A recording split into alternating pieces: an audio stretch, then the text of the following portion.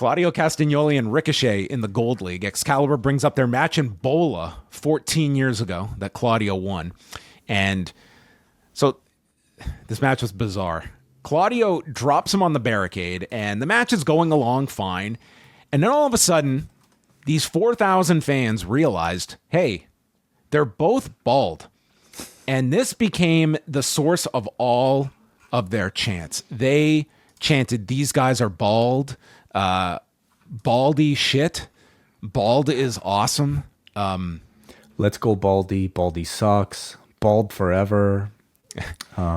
Ricochet at one point like rubs his head to acknowledge it, and the crowd goes nuts. Claudio looked genuinely pissed, I think, throughout most of this.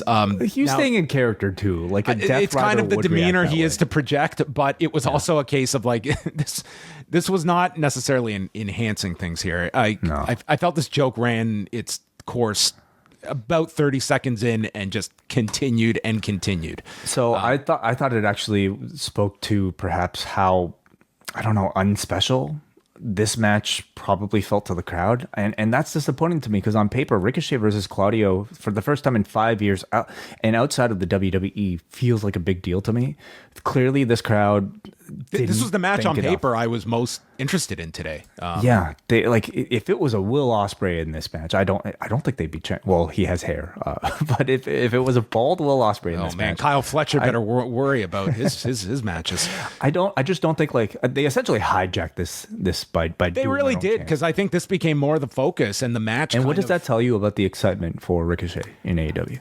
I think there's Claudio. Like this felt like an audience that was just kind of like checked out and were going to engage in themselves. And I can't give you like a breakdown of what this crowd was thinking, but obviously like it just felt like they were not all that enamored with the match. And like I didn't have too much negative to say about the match, but like a lot of these Ricochet matches, I think everyone is expecting this to be this guy that's going to come in here and just be blowing everything out of the water. And as I've said, like it's a high bar that I think Ricochet is expected to be meeting.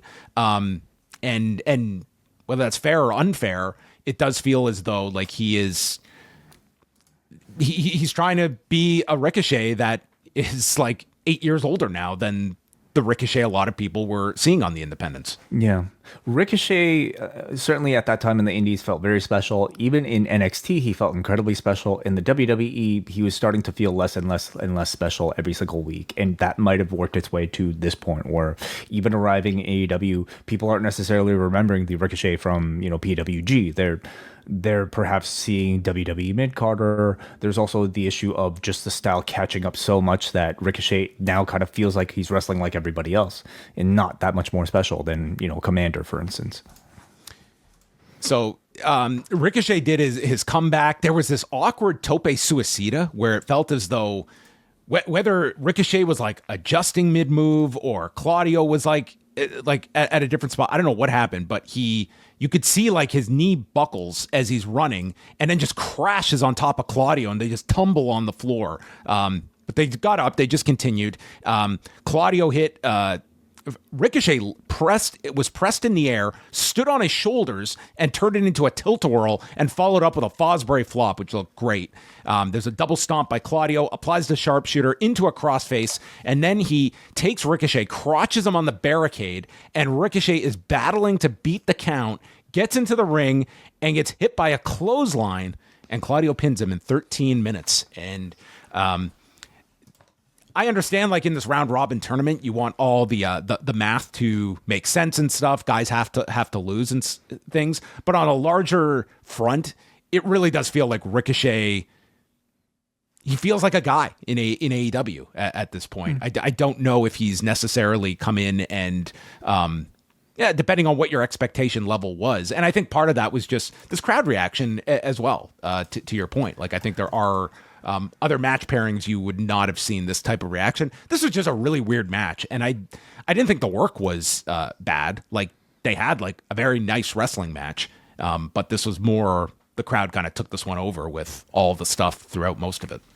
Yeah, I mean, looking at Gold League, I expect I could see Ricochet making it, in the top two. and from that point on, maybe even having a chance to make it to the finals, maybe even winning the whole thing. Who knows, right? But so I He expect should him have some, like, he's got the opponents to have, like, just an incredible tournament here. But I expect him to be booked like relatively strong. You know, like he's an investment from Tony, and I think Tony would want to use this tournament to make him feel shiny.